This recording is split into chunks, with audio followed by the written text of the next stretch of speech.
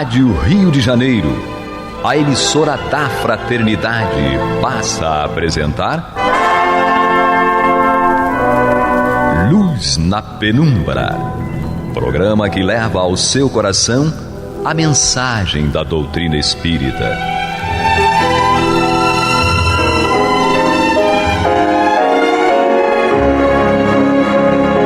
E com vocês, João Batista, para o estudo de O Livro dos Espíritos, da obra codificada por Allan Kardec. Papai do céu nos guarde e nos abençoe. Louvado seja nosso Senhor Jesus Cristo. E que possamos fazer do tempo esta dádiva que a todos nós é dada de maneira igual, um recurso a mais para que a nossa caminhada seja a cada dia mais firme e consistente na conquista dos valores morais que nos levarão à verdadeira felicidade. Hoje estamos aqui com Guilhermina. Que bom, estamos juntos de novo. Estamos com Edmilson. Muita paz a todos e vamos que vamos, né? E estamos com Américo. Olá, querido irmão, querida irmã, ouvinte dessa rádio tão feliz e tão iluminada, a Rádio Rio de Janeiro. Sejam todos muito bem-vindos a mais um Luz na Penumbra. E hoje temos um texto que tem 6 perguntas de Kardec para que reflitamos a respeito da pluralidade das existências. Lembrando que nós estamos na pergunta número 222, as considerações adicionais. E a nossa tradução em uso, a tradução de Evandro Noleto Bezerra. Se não há reencarnação, só há uma existência corporal. Isto é evidente.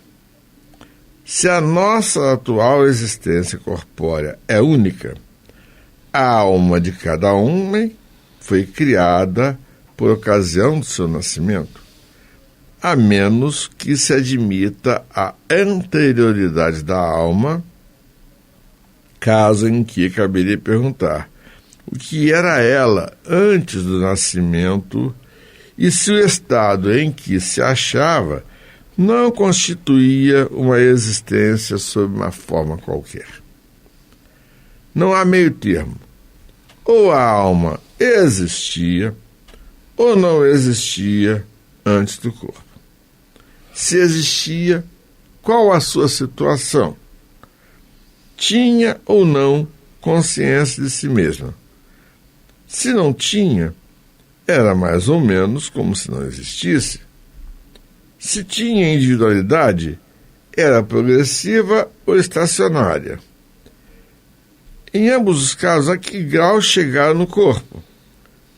Admitindo, segundo a crença vulgar, que a alma nasce com o corpo, ou o que vem a ser o mesmo, que antes de encarnar ela só dispõe de faculdades negativas, formulamos as seguintes questões. Isso é a fala de Kardec. Só que eu gostaria de ouvir considerações da Guilhermina, do Edmilson e do Américo a respeito deste texto inicial, essas perguntas sobre a pré-existência da alma com relação ao corpo ou não. E realmente Kardec tece uma consideração muito feliz. Como é que nós podemos ter os conhecimentos que temos se não tivermos como absorvê-los anteriormente? Posso falar? Eu acho que o Kardec nesse capítulo está exaustivamente tentando mostrar o óbvio, que ou havia a possibilidade, antes da criatura nascer, estar uma identidade anterior e depois posterior e dar continuidade, ou tudo começaria nessa encarnação. Você nasce, você cresce, você morre e para. Ele está tentando mostrar o absurdo disso e tentando, de uma maneira bem didática, colocar isso. E essa pergunta dela é tranquila. A pergunta é óbvia. Se não há reencarnação, só há uma existência corpórea. Óbvio. Se não tem reencarnação, você nasce, cresce e morre. Ou nasce e morre. Ou nasce, vive um tempão e morre. Cada um teria um destino.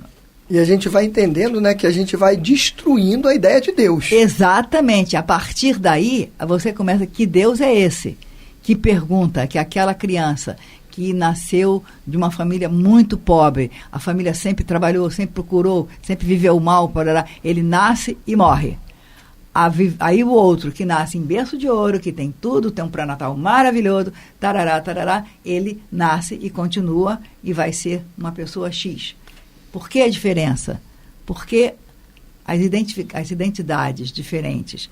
Porque um nasce já com tendências intelectuais já praticamente prontas para serem desenvolvidas, independentemente de onde nasce. Por que alguns, mesmo com todos os recursos tecnológicos, nasce com dificuldade de aprendizado, com tendências negativas? E a gente vai tocando isso. Pois é, e se nós tivéssemos nascido nessa vida, né, tudo isso aí contrariaria a ideia de Deus, porque se Deus é soberanamente justo, soberanamente bom, onipotente, onipresente, teríamos que admitir alguma falha em Deus. Ou ele não está vendo isso acontecer, um nascer bem, outro nascer mal, né? Essas diferenças todas.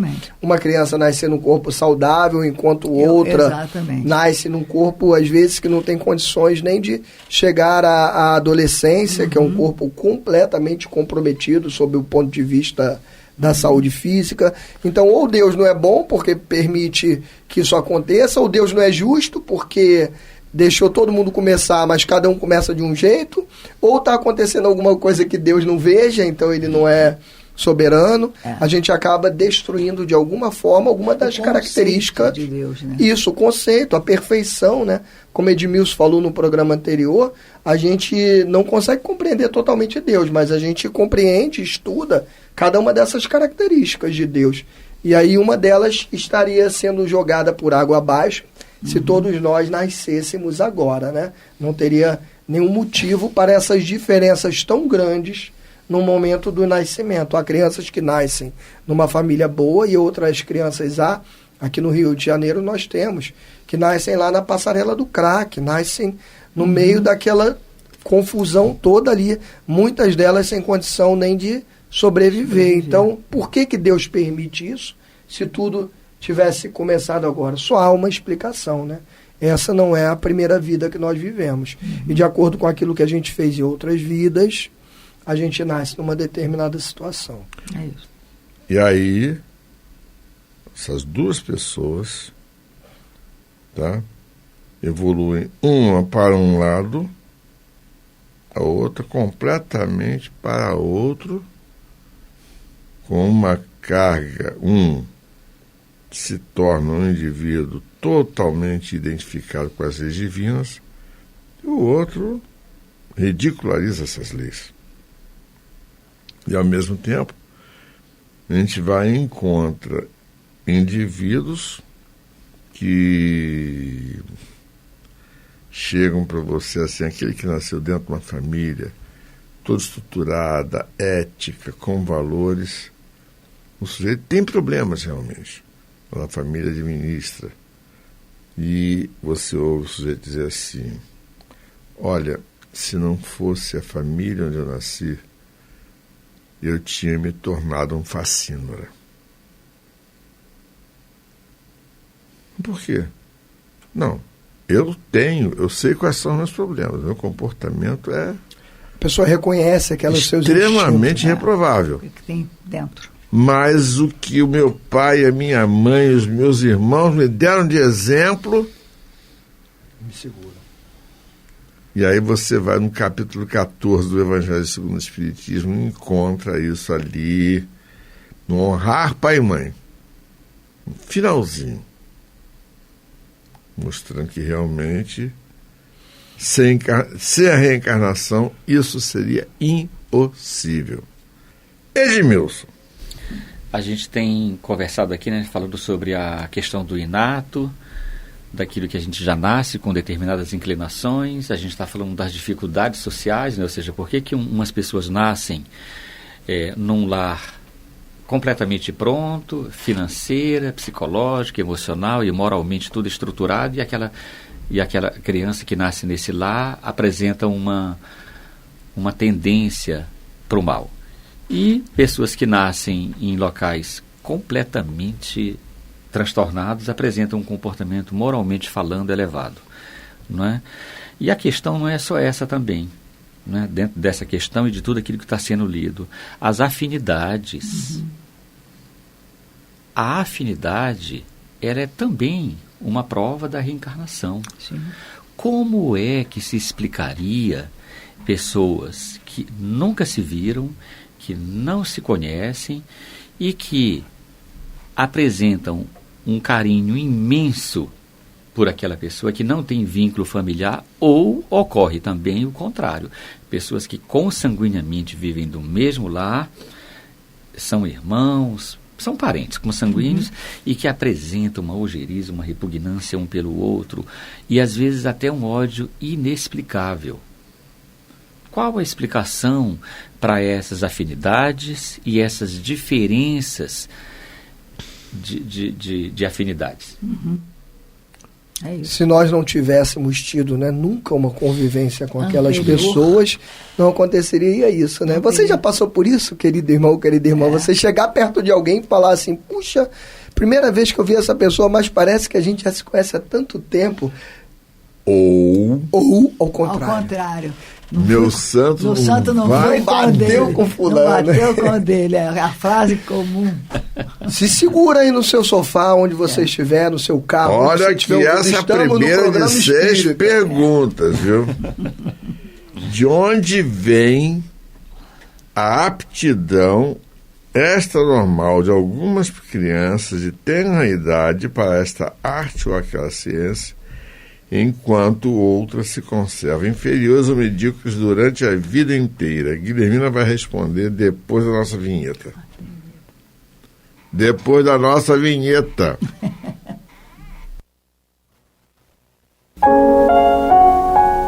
Você está ouvindo pela Rádio Rio de Janeiro o programa Luz na Penumbra, com estudo de O Livro dos Espíritos, na apresentação de João Batista.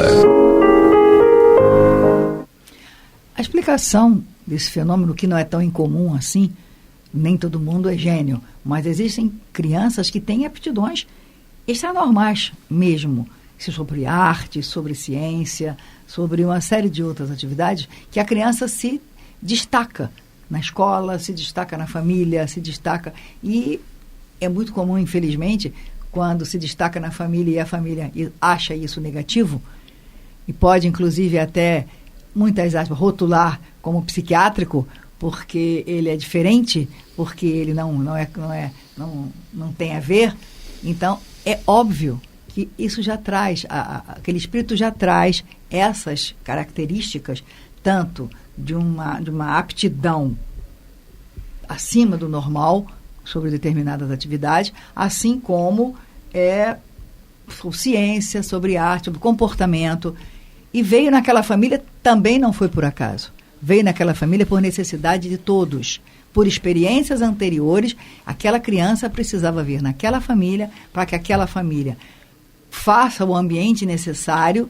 Por isso vieram antes, por isso vieram adultos, e ela veio criança, para que ela, vindo criança, ela tenha a oportunidade de desenvolver, de se observar, de ser tratada, de desenvolver aquela capacidade. Só realmente entendendo a reencarnação. Se não fosse isso, não teria sentido.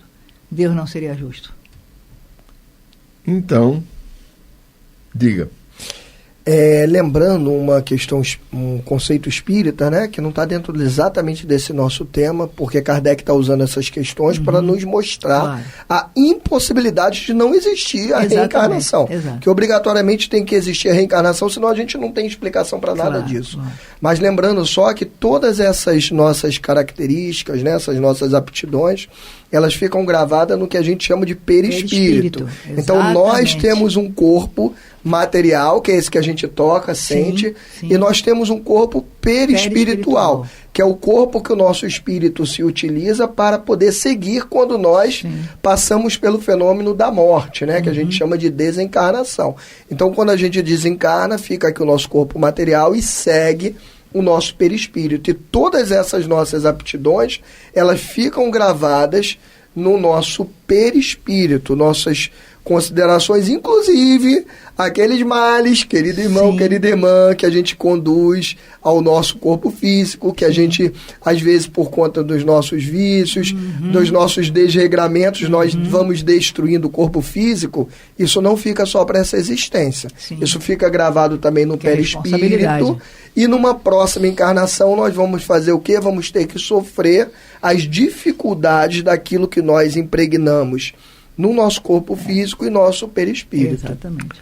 Bom, a 13:4 vai ser para Edmilson, que as duas se associam. De onde vêm para uns as ideias inatas ou intuitivas que não existem em outros? E na 4, de onde vêm em certas crianças os instintos precoces para os vícios ou para as virtudes, os sentimentos inatos de dignidade ou de baixeza, contrastando com o meio em que nasceram? Aí a pergunta para o psicólogo. Bem, ele falou de psicólogo aí, né? Então, dentro da psicologia é também utilizado como ciência a técnica hipnológica. Né? Eu tenho trabalhado com hipnose já há alguns anos, mais ou menos uns 28 anos, né, que é o período que eu tenho de formado, e eu tenho realizado trabalhos de regressão de memórias de vidas passadas, inclusive com pessoas que se dizem ateus e até de religiões diferentes. Então a gente pode se utilizar também dessa questão como uma ferramenta. Né? Porque se uma pessoa se diz ateu, ou se diz evangélico, ou católico, ou budista, protestante, isso pouco importa, e ele é submetido a um trabalho hipnológico, e ele é regredido a uma vida passada. Ora, como é que uma pessoa que se diz ateu e que, portanto, não acredita nem em Deus, vai falar de uma vida passada? Que vida passada é essa? Que vida passada é essa? E eles narram isso. Né? E eu vou ficar aqui à vontade para narrar um fato que está dentro dessa questão aí, de uma pessoa que ela tem uma determinada inclinação, ela gosta muito de música mesmo, mas assim, ela tem uma paixão muito grande pela música. Né? No meu consultório tem a varanda fica para a rua, e ele pediu uma vez para cantar, e eu falei, cante. E ele falou assim, olha, mas inicialmente ele estava de uma forma muito humilde, e aí ele falou assim, eu posso cantar na varanda? Eu falei, pode. Quando o garoto soltou a voz, eu fiquei impressionado. Se ele tivesse cantado dentro do consultório, as paredes iriam tremer, porque ele tinha uma voz incrível, e ele tinha 13 anos. Então eu perguntei para ele se ele acreditava. Ele falou, não acredito não, mas eu simplesmente gosto de música. Então eu propus a ele uma hipnose, por ele ser menor de idade, pedi autorização dos pais, e os pais autorizaram sem problema nenhum. E quando ele estava hipnotizado, né, ele não era brasileiro, né? Eu acho que ele era eu não esqueci agora, mas eu acho que ele era um português. E aí ele começou, inclusive, a falar, né, português de Portugal mesmo, né?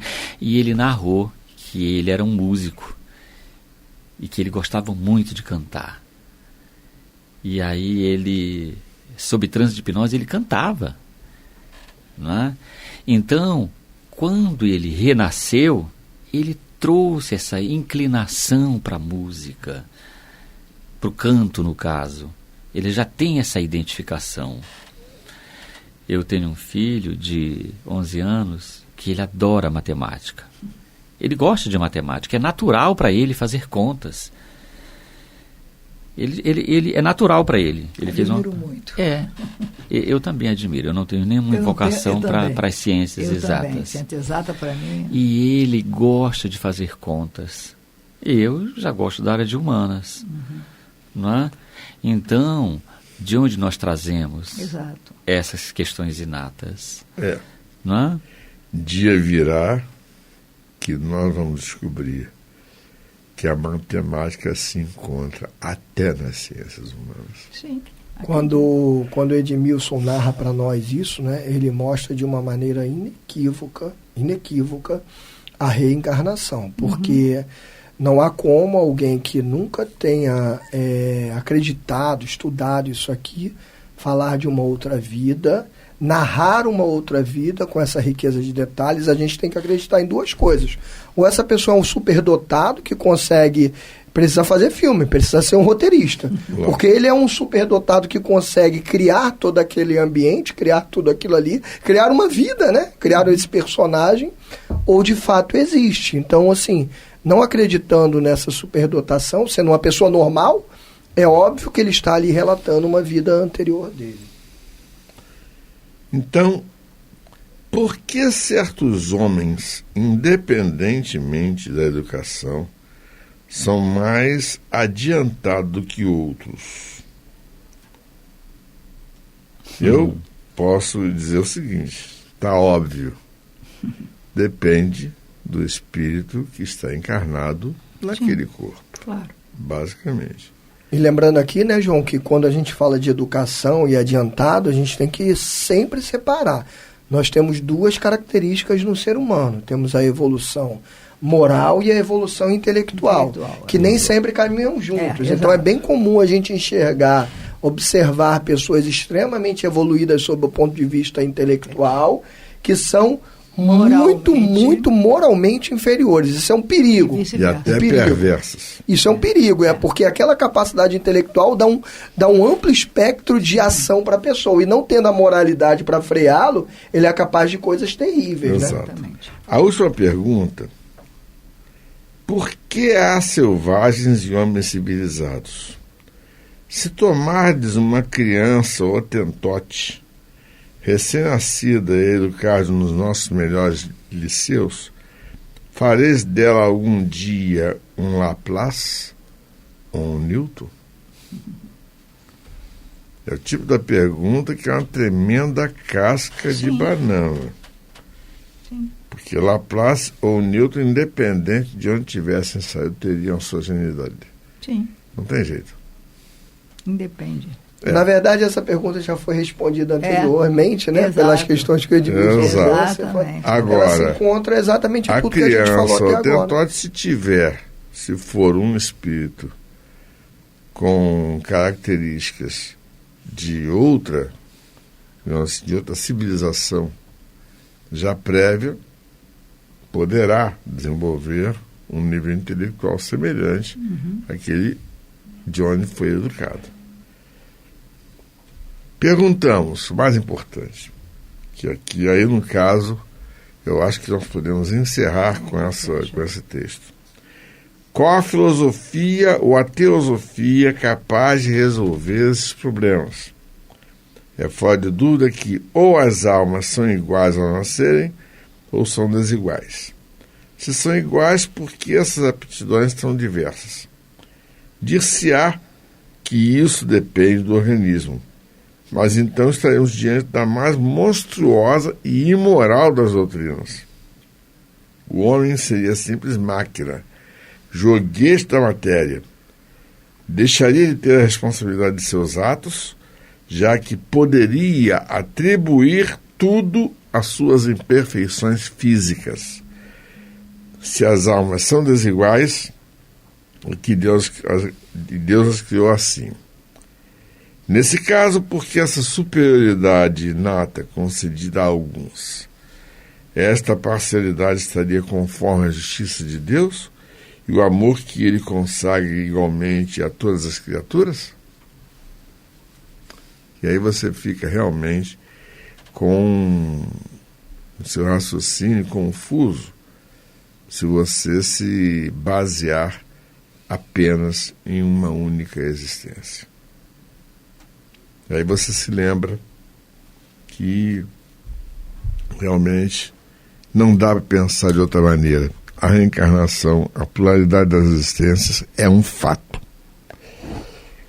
que reflitamos a respeito da misericórdia divina em cima de tudo aquilo que nós estudamos, que nós possamos seguir os passos de Jesus de Nazaré, nosso mestre, e que consigamos aproveitar o tempo plenamente para poder progredir moral e intelectualmente e ser melhores servidores da humanidade.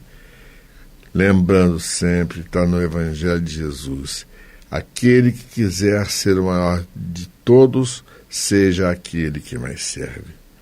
Graças a Deus. Graças a Deus. Você está ouvindo o programa Luz na Penumbra.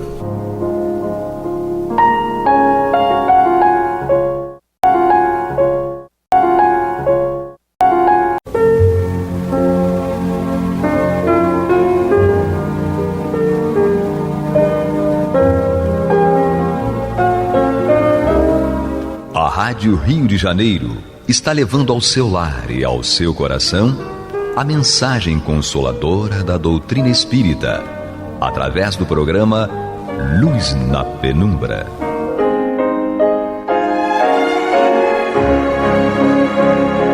E com vocês, Antônio de Pádua Barbosa, para comentar o Evangelho segundo o Espiritismo da obra codificada por Allan Kardec. Boa noite, minhas amigas, meus amigos. Estamos de volta aqui ao programa Luz da Penumbra, no qual nós estudamos o Evangelho segundo o Espiritismo de Allan Kardec. Nós estamos em seu capítulo 13.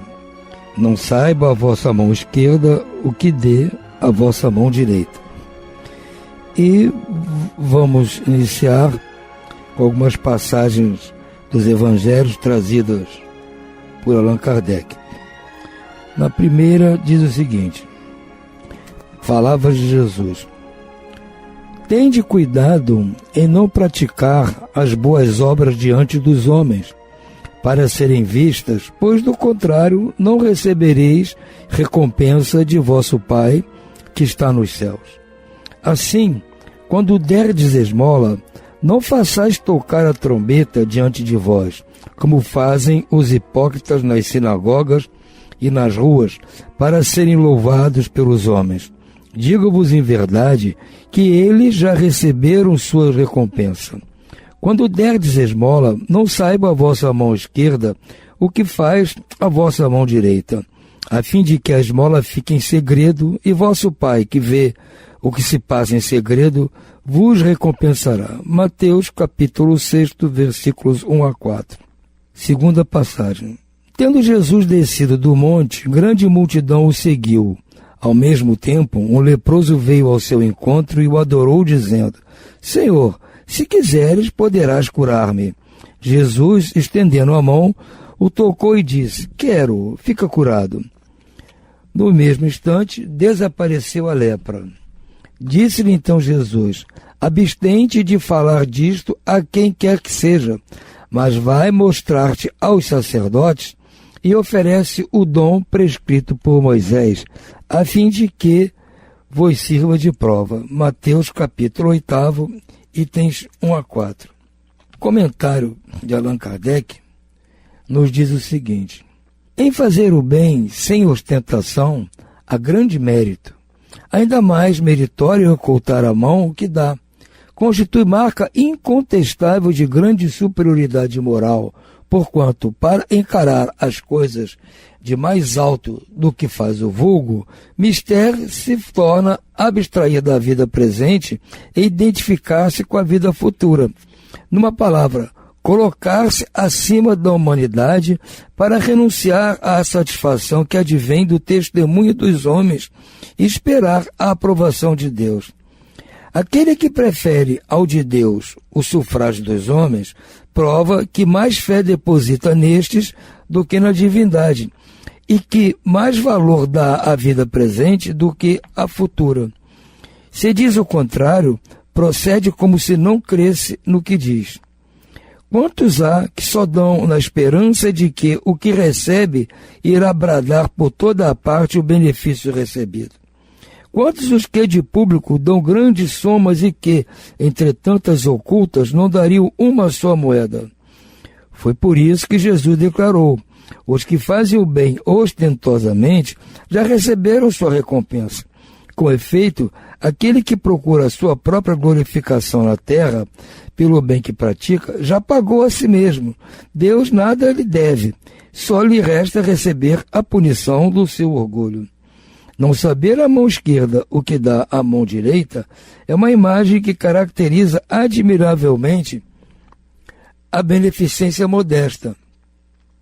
Mas se a modéstia real também há a falsa modéstia, o simulacro da modéstia. Há pessoas que ocultam a mão que dá, tendo porém o cuidado de deixar aparecer um pedacinho, olhando em volta para verificar se alguém não o terá visto ocultá-la. Indigna paródia das máximas do Cristo. Se os benfeitores orgulhosos são depreciados entre os homens, que não será perante de Deus? Também esses já receberam na terra a sua recompensa. Foram vistos, estão satisfeitos por terem sido vistos. É tudo o que terão. E qual poderá ser a recompensa do que faz pesar os seus benefícios sobre aquele que o recebe, que lhe impõe, de certo modo, testemunhos de reconhecimento, que lhe faz sentir a sua posição, exaltando o preço dos sacrifícios a que se vota para beneficiá-lo? Para este, nem mesmo a recompensa terrestre existe, porquanto ele se vê privado da grata satisfação de ouvir bendizer-lhe do nome, e é esse o primeiro castigo do seu orgulho. As lágrimas que seca por vaidade, em vez de subirem ao céu, recaíram sobre o coração do aflito e o ulceraram. Do bem que praticou, nenhum proveito lhe resulta, pois que ele o deplora, e todo benefício deplorado é moeda falsa sem valor. A beneficência praticada sem ostentação tem duplo mérito. Além de ser caridade material, é caridade moral, visto que resguarda as suscetibilidades do beneficiado. Faz aceitar o benefício sem que seu amor próprio se ressinta e, salvaguardando-lhe a dignidade de homem, porquanto aceitar um serviço é coisa bem diversa de receber uma esmola. Ora, converter em esmola um serviço para a maneira de prestá-lo é humilhar o que recebe, e em humilhar a outrem há sempre orgulho e maldade. A verdadeira caridade, ao contrário, é delicada e engenhosa no dissimular o benefício, no evitar até as simples aparências capazes de melindrar, dado que todo atrito moral aumenta o sofrimento que se origina da necessidade.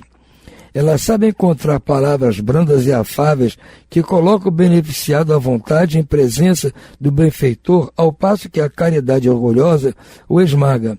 A verdadeira generosidade adquire toda a sublimidade quando o benfeitor, invertendo os papéis, acha meios de figurar como beneficiado diante daquele a quem presta serviço.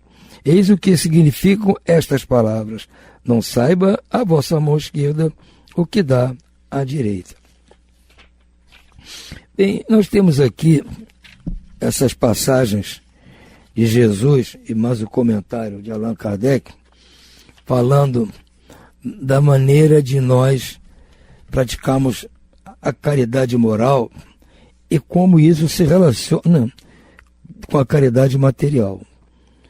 Porque para nós é instintivo praticamente a prática da caridade material. Nós, muitas vezes, sentimos necessidade de ajudar a uma pessoa que nos pede. E isso automaticamente vai acabar se relacionando com a caridade moral, porque junto com aquele benefício material, nós temos oportunidade de também estarmos prestando uma ajuda moral àquela pessoa. Por isso que não é uma coisa tão simples o ato de um donativo, principalmente donativo financeiro, porque nós temos ainda dentro de nós, entranhado, o nosso orgulho. E nós, até certo ponto, não por forma dolosa, mas nós nos sentimos muito orgulhosos quando nos pegamos fazendo bem. Porque se nós estamos constantemente só fazendo coisas erradas, de vez em quando, se nós já descobrimos que temos capacidade de fazer alguma coisa boa, para nós é motivo de júbilo. Nós já começamos a sentir alguma melhoria na nossa condição moral. E isso excita a nosso orgulho, a nossa vaidade. É a mesma coisa se nós andássemos sempre mal vestidos e de repente conseguíssemos uma roupa nova. Nós teríamos todo o orgulho, toda a vaidade de mostrar para todo mundo que estamos bem vestidos. Que ficamos muito tempo mal vestidos e agora estamos bem vestidos. Então, Jesus observou isso muito bem.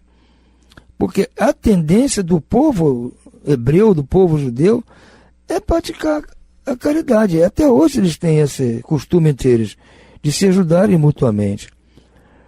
Mas isso, de certa forma, excita o orgulho daquele que está ajudando.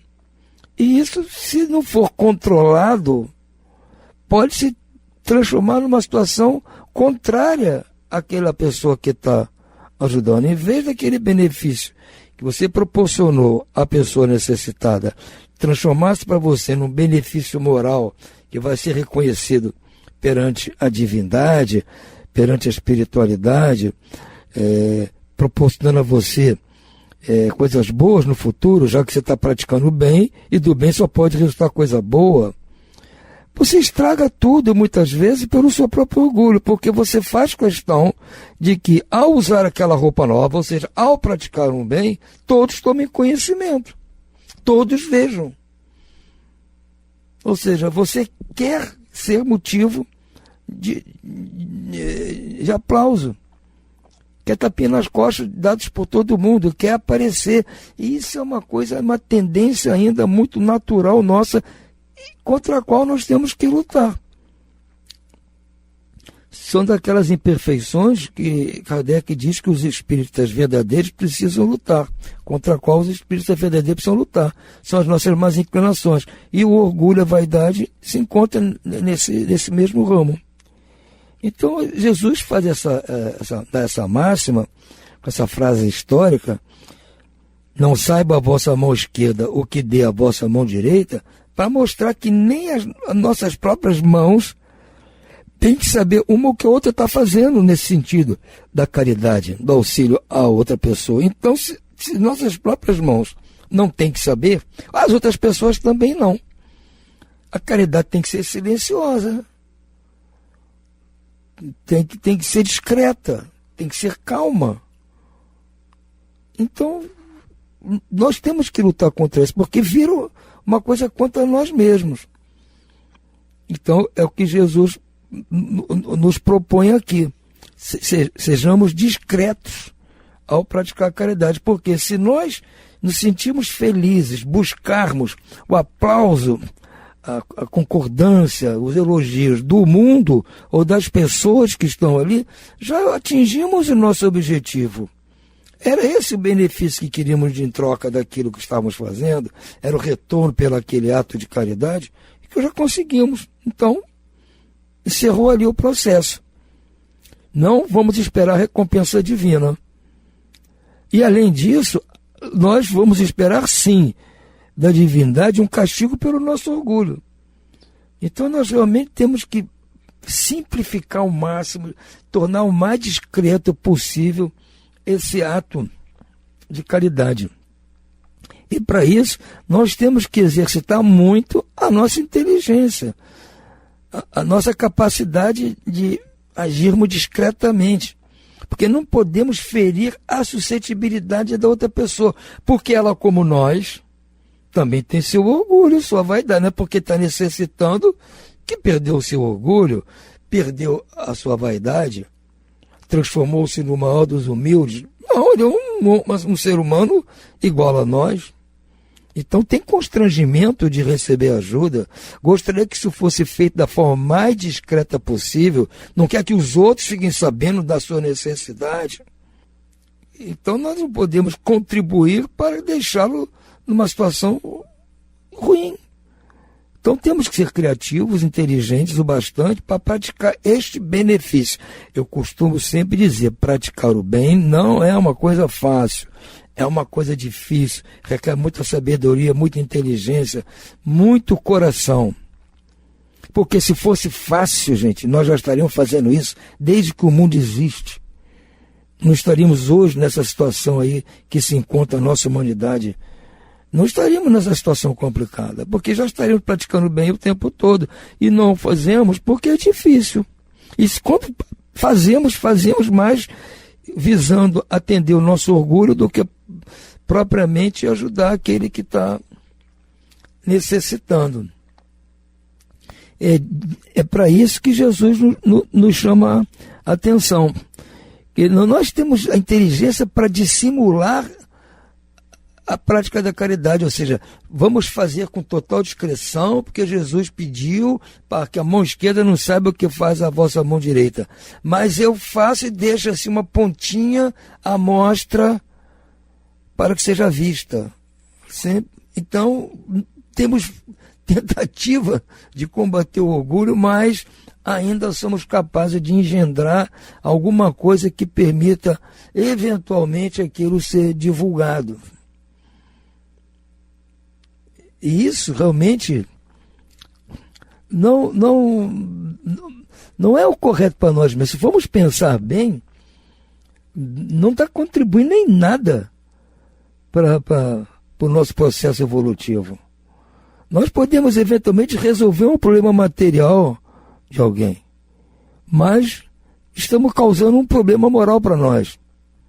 Ao passo que se nós fizermos com discrição, podemos assim, praticar aquela ajuda, dar aquela ajuda, mas de uma forma que pareça àquela pessoa que recebe, ou até a quem quiser que esteja vendo, que ela está prestando um serviço para você. Ela que está te ajudando. Então é uma caridade moral para aquela pessoa também. Se você consegue, sabendo que a pessoa está precisando de um recurso econômico financeiro, em vez de levar lá o dinheiro diretamente, você procura arrumar um meio de pedir àquela pessoa uma ajuda, um favor, um serviço que ela possa lhe prestar, e você vai recompensá-la financeiramente, e ainda agradece a ela por ter feito o serviço para você, você inverte o processo. Aí sim, junto com a caridade material, está a caridade moral em relação àquela pessoa necessitada. Se você faz com que ela preste um serviço, mesmo até que você não esteja tão necessitado do tal serviço, mas você tem que ser criativo bastante para bolar uma situação em que, puxa, fulano, foi bom encontrar você aqui, estava precisando muito da sua ajuda, você vai me quebrar um galho enorme se puder fazer isso, assim para mim, entendeu? Que eu ia contratar alguém para fazer, mas encontrei você, acho que você pode me fazer esse favor. Entendeu? Então aquilo que eu iria pagar para ser feito, eu até passo para você, porque você estará me fazendo um grande favor e me ajudar nesta situação. Então você está invertendo o processo. A pessoa fica, puxa vida, veio a calhar esse serviço que foi proposto para mim, para me ajudar na situação em que eu me encontro. Puxa vida, isso é uma beleza. Ou seja, você arrumou um trabalho para ela, um serviço eventual que seja, algo de que você até nem estava tão necessitado, poderia esperar mais tempo, poderia fazer outra hora, poderia nem fazer, mas você incumbiu aquela pessoa, dando a entender para ele que você que estava precisando da ajuda. Não financeira, que você não precisa, mas ele te ajudou num serviço.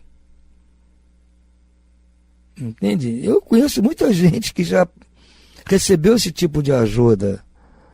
Quando estava necessitando, o amigo lá ofereceu um serviço, que em princípio não era nada de assim muito urgente, mas veio calhar em boa hora. Então, esse tipo de situação é que nós temos que levar em conta neste processo de ajuda mútua, porque nós estamos aqui na nossa vida para prestarmos solidariedade uns aos outros. Porque a maneira de nós evoluirmos é justamente essa, se é amarmos uns aos outros, como nós amamos a nós mesmos, proposta pelo Cristo, a maneira principal é sermos solidários. Ou seja, se a pessoa está necessitando, eu vou ser solidário com ela. Se ela está numa grura, eu vou lá partilhar com ela a dificuldade. Vou ser solidário. Então, estou fazendo por ela aquilo que eu gostaria que fizessem por mim se eu estivesse na situação. Então, a caridade está aqui como assim, uma forma de nós evoluirmos. Por isso Kardec diz que fora da caridade não há salvação. Nós temos que praticar a caridade entre nós, mutuamente. Então, quando todos nós estivermos imbuídos deste pensamento, as dificuldades diminuirão, porque sempre haverá alguém para ajudar alguém que está necessitado. Então, a dificuldade do necessitado diminui.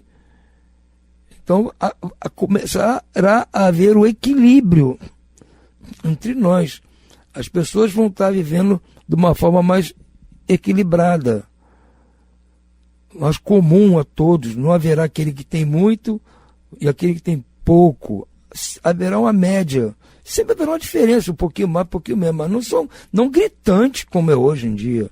Há ultra bilionários e pessoas ultra miseráveis.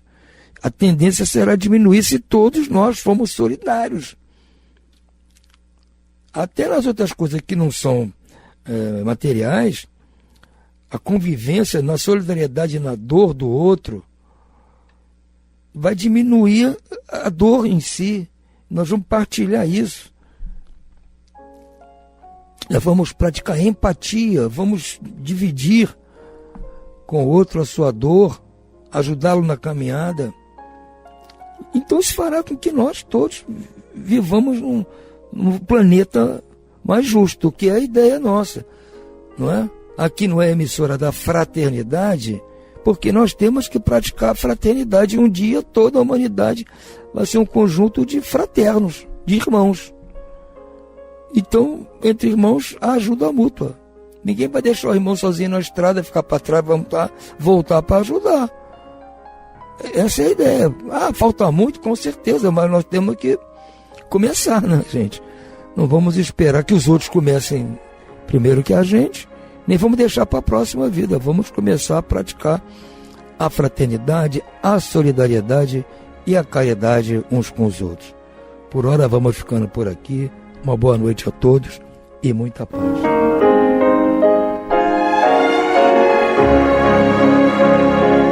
E vamos ouvir agora a prece de encerramento de nosso programa, na voz de Geraldo de Aquino. Jesus, dá-nos coragem para a luta, piedade para os insultos e misericórdia para as injustiças e ingratidões. Limpa nossa alma de inveja e ambições mesquinhas, de ódio e de vingança o nosso caminho. E que dentro em pouco, ao recolher-nos de novo ao calor do nosso leito, para que o sono nos dê a paz e o esquecimento das tristezas humanas, possamos sentir, Senhor, no mais íntimo de nosso ser, a doçura indefinível do Teu amor e a grandeza incomparável da Tua divina presença. Que assim seja.